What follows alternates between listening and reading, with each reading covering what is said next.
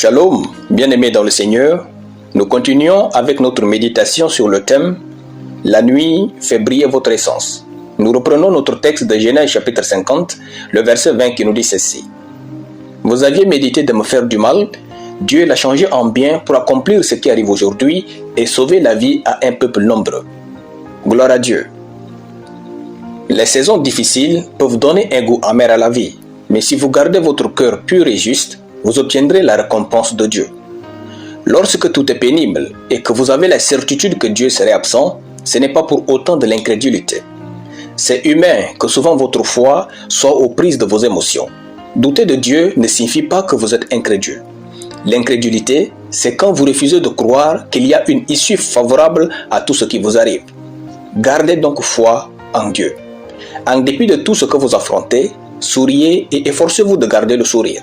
Avec le temps, vous verrez que tout avait un sens. C'est avec le temps que Joseph a compris pourquoi sa vie a été autant difficile et atroce.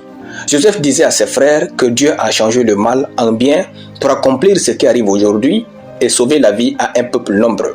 Ces choses qui vous font pleurer en secret, sous la douche, sur votre lit et bien d'autres sont des ingrédients divins pour accomplir quelque chose dans votre vie, chose qui va faire du bien au reste du monde. Dieu va donc faire pour vous des choses qui vous feront pleurer de joie et de célébration. La nuit n'est pas une fin, mais un écrin. C'est-à-dire que vos moments difficiles ne sont pas votre terminus, mais un lieu qui contient la meilleure version de vous. Tout comme la nuit permet aux étoiles d'être visibles, votre nuit vous révèle. C'est dans vos moments les plus sombres que vos forces insoupçonnées se montreront. Vous ne saurez pas à quel point vous êtes fort jusqu'à ce que vous soyez seul face à tout. En vérité, vous avez du potentiel que seules les difficultés vous feront en prendre conscience. Ne blâmez personne pour votre nuit. C'est le cycle de la vie quand Dieu vous guide. Ne blâmez rien quand vous traversez des moments difficiles. Cherchez à grandir, à vous améliorer et à embellir votre existence. Laissez la main de Dieu vous conduire vers là où il veut vous amener. Généralement, ce que vous vivez est une préparation divine à vivre des choses pour lesquelles vous priez Dieu. Le jour finira par se lever, Dieu finira par vous faire du bien.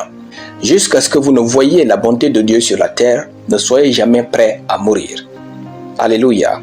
Prions. Je déclare que je suis patient dans ma foi au nom de Jésus. Amen.